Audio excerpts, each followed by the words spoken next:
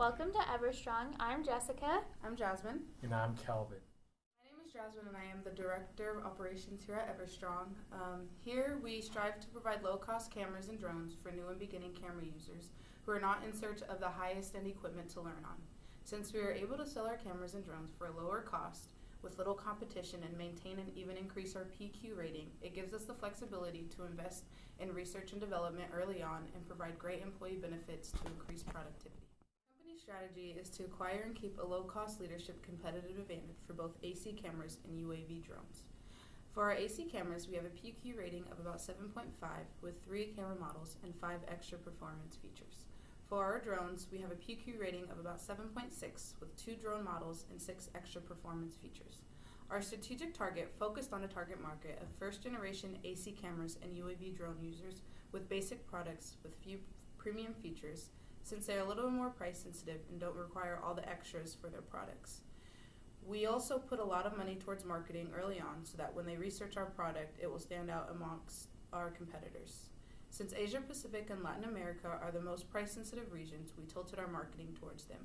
We also invested a lot of money into research and development early on to lower cost in the long run to get a sustainable cost leadership advantage. I'm going to talk about our company history and performance. So we started out in year 6 and 7 by spending a lot on research and development and robotics early on in an attempt to lower costs in the long run. As a result, our company earnings and credit rating dropped significantly during these times of hopes of making it up later. As you can see in our graphs, we have image rating, earnings per share, stock price, and return on equity. As you can see, our earnings per share and return on equity dropped significantly low, actually in the negatives, the first couple of years, but as time went on, we increased in all aspects and our image rating stayed consistent throughout. We didn't meet some of our investor expectations based upon our per share measure. We were still pretty happy. Thank you, Jasmine. Next, I'm going to tell you about our top management team. At the head of our company, we have Kelvin. He is our CEO and excels in editing as well as putting ideas together which help us to create a well-rounded company. He does lack in the public speaking aspect, but we have made up for that by hiring Jasmine as our director. Jasmine excels in researching, reliability, as well as public speaking. She does lack a little bit of knowledge in analytics. And then I am Jessica, and I am the manager of operations. My strengths are scheduling, organization, and writing, and my weakness is also public speaking. Our organizational structure, team dynamics, and ability to execute. We are very good at sharing opinions and listening to ideas, as well as adjusting our process as needed so that we can adapt to unforeseen changes. And lastly, allocating tasks based on our strengths and weaknesses so that we have our best people doing what they excel at. The industry and description and general environment. For cameras, the industry is mostly made up by robots. They manufacture the cameras, but they still have actual people in the customer service department so that people who are uncomfortable with this amount of technology still feel comfortable buying our product and don't think that we are completely owned and operated by robots. As for the drone sector, drones have been growing quite a bit the past few years, which means that there is a higher demand for them, which allows us to use extra income to invest in better technology, which helps us create a better product. Next up, we have Kelvin, who's going to talk about our competitors, as well as the overall competitive advantage. Here we have our 5 forces and task environment slide. We're focusing on the drone industry this time. And for the 5 forces here, for the threat of new entrants, this is a pretty easy industry to enter if you have the necessary capital, so the threat can be pretty high. But the advantage that we established companies have is that we already spent a lot of the infrastructure and R&D spending, and we have an advantage in those areas, so that kind of reduces the threat somewhat. And the second thing we're going to be looking at here is the bargaining power of suppliers. That threat is low because it looks like the suppliers here are pretty competitive. They reliably deliver material at low prices, and we can lower that cost further by doing R&D research. And the next one we're going to be looking at here is the bargaining power of buyers. Like individual consumer buyers, they don't have that much leverage other than choosing to buy from a different brand. But it's a take it or leave it price, so they're not going to be able to bargain directly with us to get a better price if they already want the product. But there is another threat from third party resellers, like other retailers that buy stock from us and sell it to the consumer. If they're a big channel, and if we don't give enough discounts to them, we're gonna have fewer suppliers next year. I mean fewer retailers next year willing to buy a product and resell it to consumers, since they're a large supply channel that a lot of consumers are exposed to. That could pose a threat to our sales. We can migrate that somewhat by offering bigger discounts, and we can also use market share. If our market share gets bigger, the retailers are going to have to buy us anyway, no matter what our terms are, because we're so popular. And we can also offer them bigger discounts, and we can have a retail recruitment budget to help keep them on our side. And the next one we're going to be looking at is to try to substitute products and services. We're actually the threat in this case, because drones and cameras, they can substitute for other products like older cameras, and like in surveying, UAV drones can substitute for bigger planes, stuff like that. So we're actually threatening other industries, and there's not going to be much to threaten us unless they invent a way to teleport cameras or roll off or something.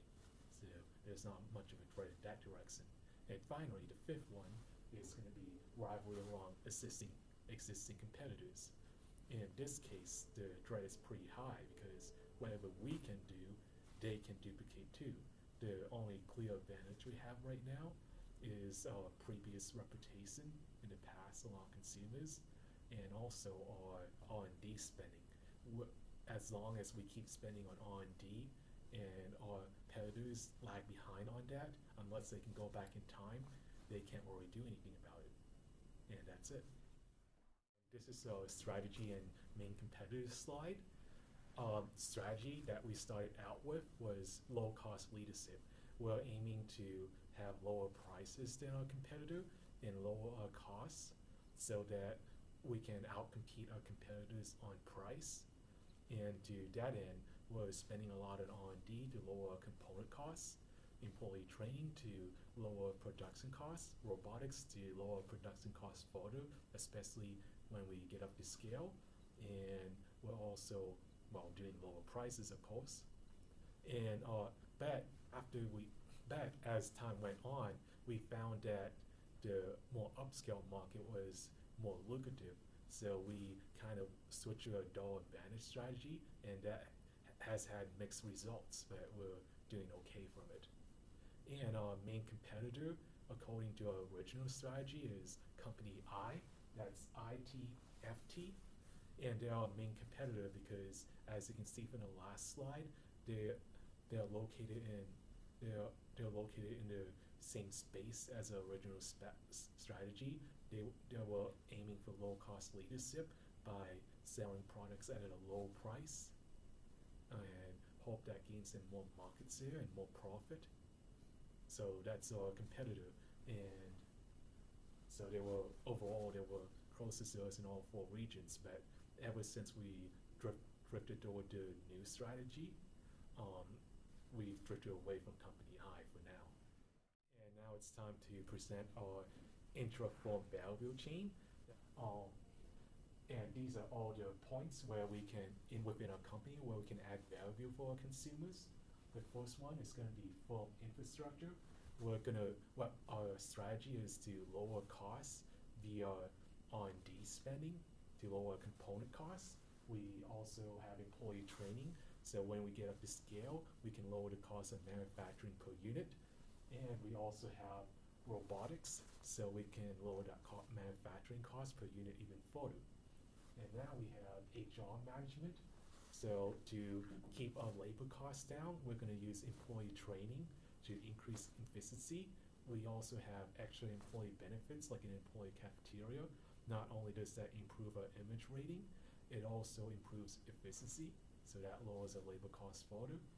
And robotics can also help with that. And because of that lower cost per unit, we can free up resources to invest elsewhere, or if we wanted, we could lower the prices of our products to try and capture more market share, but that might not be good for our profits, so we're looking at that.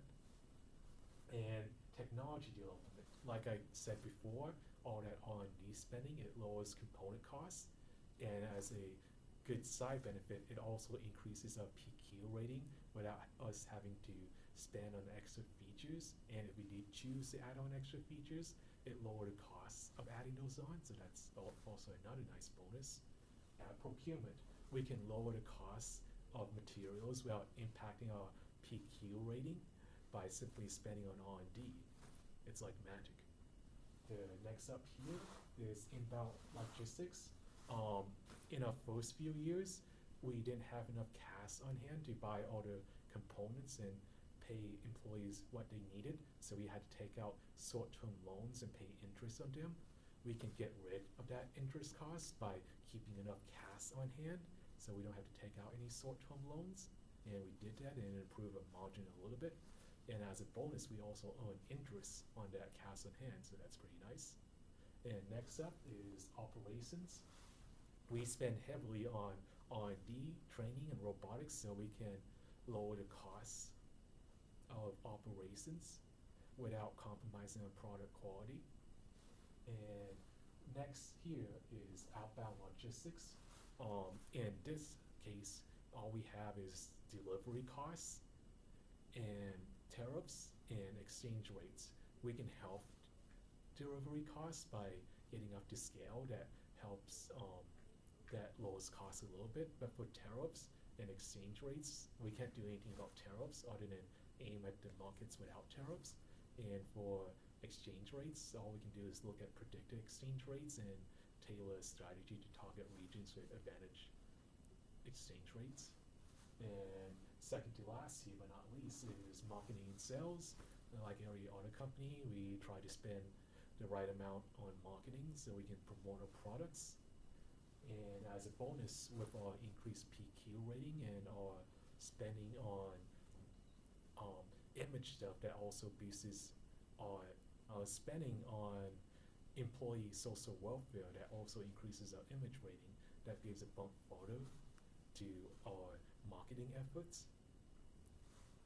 And we also price our product competitively so we can attract more consumers. In fact, because of our increasing PQ rating at no extra cost other than R&D spending, we've been able to slowly increase our prices without reducing profits, which is pretty nice. And finally, least but not last, for service, we offer a good quality warranty to attract consumers.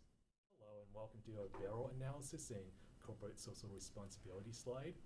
And here for valuable stuff we have our high R&D spending, our robotic manufacturing lines, and a reputation for lower costs. Those are all valuable things that help differentiate us from competitors. And they also reduce the threats of high costs from suppliers and high PQ ratings of competitors. They also reduce the threat of higher labor costs and manufacturing costs, and the threat of not having enough manufacturing capability and an inferior market position compared to competitors. For rare stuff, it's our reputation for lower cost but decent quality products. Other firms have higher quality products at higher prices, lower quality products at lower prices. But if from our market position, nobody has a decent quality products at low prices that we do, which helps boost our image rating and helps boost sales too. For stuff that other people can't intimidate, the only thing that we have that other companies can't duplicate with time is a high and suspend R&D spending. We started early, and other firms appear to have started spending later mostly. So unless they manage to go back in time and change the decisions, there's nothing they can do about that. So as long as we keep spending, we don't have to worry.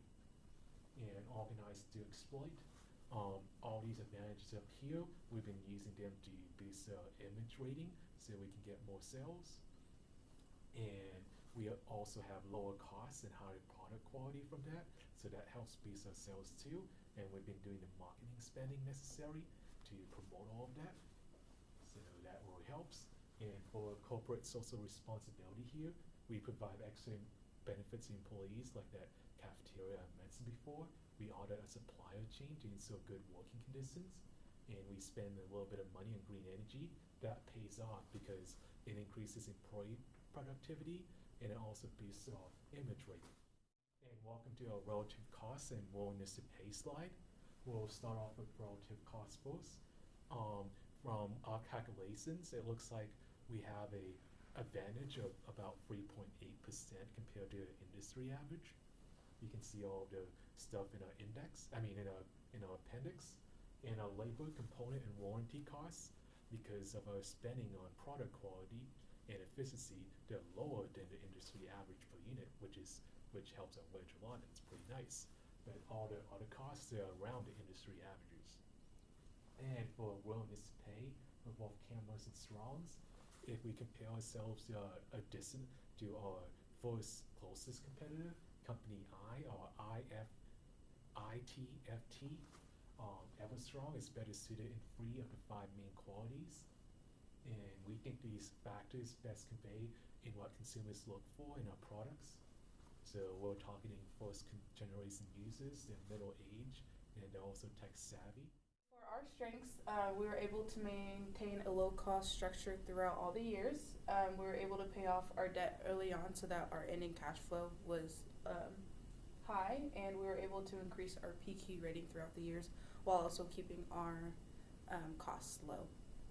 A weakness that we encountered is that towards the end, we went for more of a dual advantage strategy, which our overall strategy was low-cost leadership, and that kind of messed us up, and we didn't succeed well in either when we tried to do that. So next time, we would like to stick to the same strategy throughout. And in recommendations, if we were to play this game again in the future, is that we need to stick with our original strategy. We kept trying for a mid-tier market of premium products at lower prices, and that worked out very well for us, but not as well as we could have done. And second recommendation is that we should have done more research on the industry. We could have looked at the relationships mentioned in the user manual more and try to use that to figure out how everything affects everything else. And the third recommendation we will make for ourselves is that we need to dedicate more group time to discuss everything together so we can create better group strategies. Thank you for joining us at Everstrong. That concludes our presentation.